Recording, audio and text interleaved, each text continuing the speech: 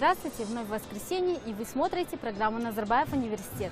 А поговорим мы сегодня о программе Foundation, но прежде о том, что она из себя представляет. Данная программа появилась в нашей стране сравнительно недавно. И что самое примечательное, первым, кто решил испытать все ее возможности, стал ведущий образовательный центр республики Назарбаев университет. Кстати, программа Foundation уже не первый год используется ведущими университетами Запада.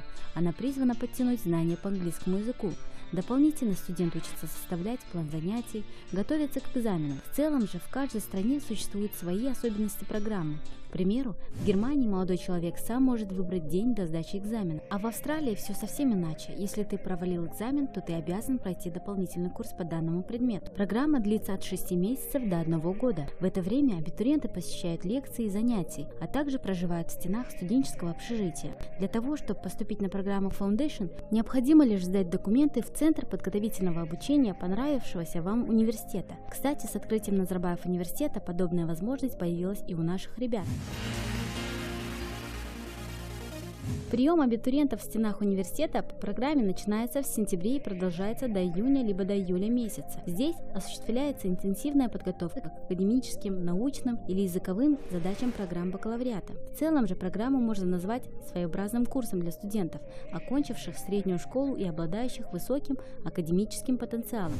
Программа Foundation предназначена для улучшения английского языка студентов. То есть сейчас у нас такие предметы, как биология и химия, это то есть базовые предметы, потому что я поступила как в медицинскую школу. Там мы тоже изучаем, у нас есть такие предметы, как Science and Society, Study Skills. Там мы изучаем неспособности, то есть мы развиваем способности к критическому мышлению. По итогам на 17 января в подготовительный центр вуза было подано более 2300 заявок из 9 стран. Заявки поступали со всех регионов Казахстана. Более того, 13 из них прислали представители Албании, Китая, Индии и России.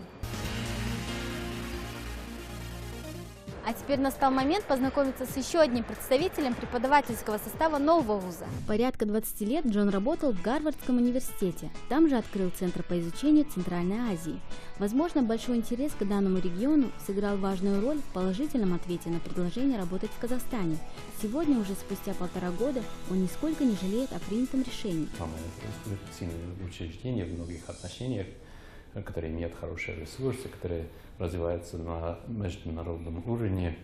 Они в основном до сих пор были вне региона. Чтобы была такая возможность развивать науку именно в этом регионе, я считал это очень хорошее явление. Я хотел принимать участие в этом. Как открылся университет здесь, это для меня тоже стала очень интересной возможностью. Главное в общении со студентами – равенство и умение навязывать свое мнение. Именно этого правила придерживается профессор. И это не могло принести свои результаты. Как преподаватель здесь то, что меня сильно впечатляет, это качество студентов. То есть я приятно удивился, как почти все студенты, с кем я имею дело, они очень преданные, очень способные и хорошо подготовленные. И с ними очень хорошо работать. В свободное от работы время Джон любит проводить со своей семьей. Кстати, своих детей они решили называть тюркскими именами. Например, мой сын, его зовут Канат, то есть это тюркское такое имя. А дочери у меня 2 дочки, и у них оба таджико-персидские имена, то есть старшая это Махру и младшая это Ситора. К одним из любимых увлечений семьи Шоберлайн можно отнести прогулки по столице. Ведь Астана стремительно растет, буквально на глазах вырастают новые кварталы. Здесь нет 2 одинаковых зданий, во всем виден уникальный вкус и фантазия. Мы уже рассказывали вам о ребятах, которые увлекаются созданием видеороликов, но, как оказалось, у них в этом деле есть соратники. Студенческая организация «Джаз», пожалуй, одна из самых креативных, ярких и сплоченных организаций вуза. Создатели университетской игры «В пролете» серии тематических вечеринок, а сам процесс создания клуба был спонтанным. Ребята решили собрать своих друзей и создать собственную организацию, интересную не только узкому кругу людей, но и всему университету. Это самое главное, это изюминка, это идея, то есть зацепить, чтобы все было классно, чтобы, допустим, то же самое начало, как начать видео, самое тяжело, надо, чтобы что-то выплывало, что-то так, допустим, прикол пустить, чтобы люди смеялись. Видео нельзя снимать просто как, вот клуб, мы снимаем этот клуб, интерьер такой, цена такая, люди приходите здесь веселитесь. Надо, чтобы люди заинтересовались изначально, вот, что будет дальше, что будет потом. Состав клуба – это энтузиасты, завоевавшие доверие основателей организации своим желанием продолжать вносить разнообразие в университетские будни. Что бы мы ни делали, мы делаем это впервые. Вот университет он только открылся, да, никто до нас вот этого не делал. Вот, вечеринка, промо-ролик, то же самое. Никто до нас этого не делал. Мы первооткрыватели этого движения в нашем университете. И лично для меня это дает понимание работы с людьми.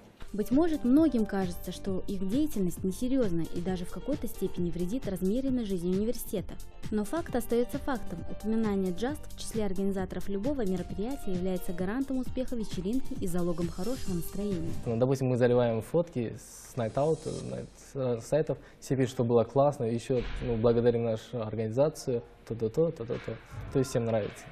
И не было так, что после нашей организации, после нашей вечеринки они не ходили на следующую вечеринку. То есть показатель того, что у нас хорошее мероприятие, то, что они ходят на последующие мероприятия наши. Кстати, видеоролики, создаваемые ребятами, отличаются необычным сценарием. Взять, к примеру, их ролик, посвященный Дню всех влюбленных.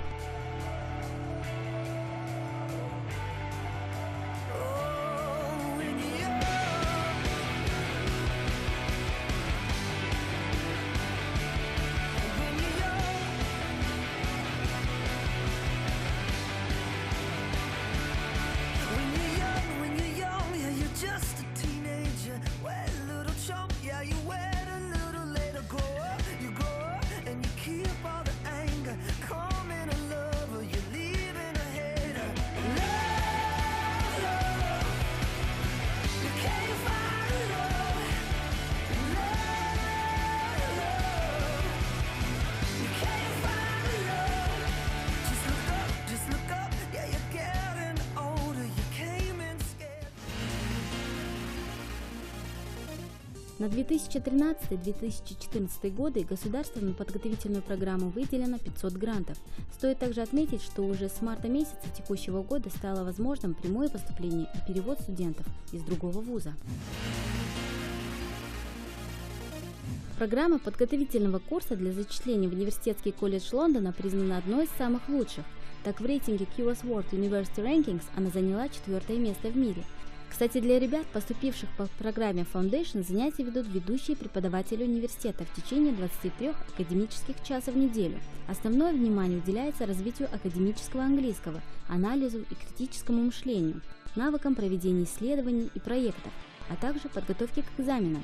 К еще одним из плюсов можно отнести и тот факт, что ребятам предоставляется место проживания в кампусе, а это значит, что у будущих студентов есть возможность посетить исторические места и музеи Лондона.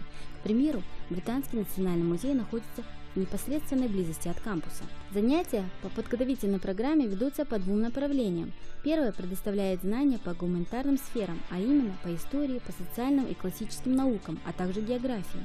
Второе же направление развивает знания по естественным и инженерным наукам. 50% абитуриентов, окончивших подготовительные курсы, в дальнейшем становятся полноправными членами университетской семьи. Что же касается остальных, то они без особых усилий поступают в Оксфордский и Кембриджские университеты. Не это ли является главным показателем эффективности программы Foundation Университетского колледжа Лондона? Если запастись терпением и проявить старание, то посеянные семена знания непременно дадут всходы. Эти слова Леонардо да Винчи как-никак кстати описывает казахстанское образование 21 века. До новых встреч!